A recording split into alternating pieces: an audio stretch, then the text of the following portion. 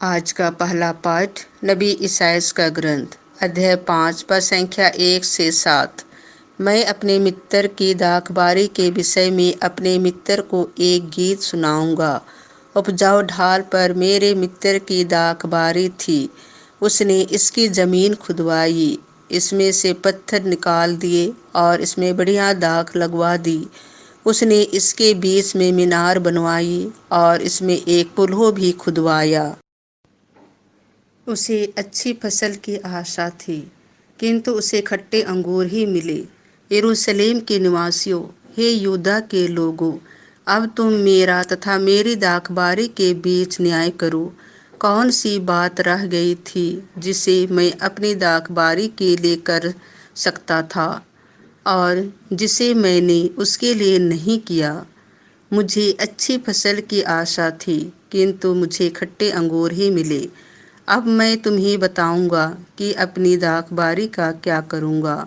मैं उसका बाड़ा हटाऊंगा और पशु उसमें चरने आएंगे। मैं उसकी दीवारें ढाहूंगा और लोग उसे पैरों तले रौंद देंगे।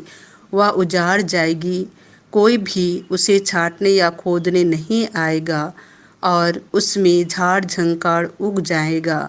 मैं बादलों को आदेश दूंगा कि वे उस पर पानी नहीं बरसाए। विश्वमंडल के प्रभु की यह दाखबारी इस्राएल का घराना है और इसके उत्तम पौधे यहूदा के लोग हैं। प्रभु को न्याय की आशा थी और भ्रष्टाचार दिखाई दिया।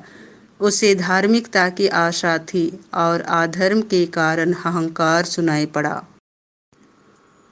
आज का दूसरा पाठ फिलिपियों के नाम संत पौलुस का पत्र अध्याय 4 पद संख्या 6 से 9। किसी बात की चिंता मत कीजिए, हर जरूरत में प्रार्थना कीजिए और विनय तथा धन्यवाद के साथ ईश्वर के सामने अपने निवेदन प्रस्तुत कीजिए। और ईश्वर की शांति, जो हमारी समझ से परे है, आपके हृदयों और विचारों को यीशु मसीह में सुरक्षित रखेंगी। भाइयों, अंत में यह जो कुछ सच है, आदरणीय है, जो कुछ न्यायसंगत है, निर्दोष है, जो कुछ प्रीतिकार है, मनोहर है, जो कुछ भी उत्तम है, प्रशंसनीय है, ऐसी बातों का मनन किया करें। आप लोगों ने मुझसे जो सीखा, ग्रहण किया, सुन लिया और मुझ में देखा, उसी के अनुसार आचरण करें और शांति का ईश्वर आप लोगों के साथ रहेगा।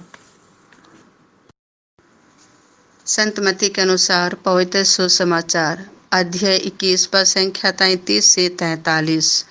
यीशु ने महायाजकों और जनता के नेताओं से कहा, एक दूसरा दृष्टांत सुनो।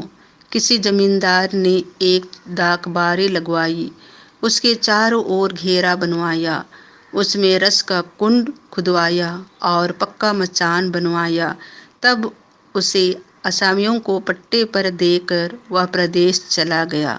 फसल का समय आने पर उसने असामियों के पास अपने नौकरों को भेजा, जिससे वे फसल का हिस्सा वसूल करे। किंतु असामियों ने उसके नौकरों को पकड़कर उनमें से किसी को मारा पीटा, किसी की हत्या कर दी और किसी को पत्थरों से मार डाला।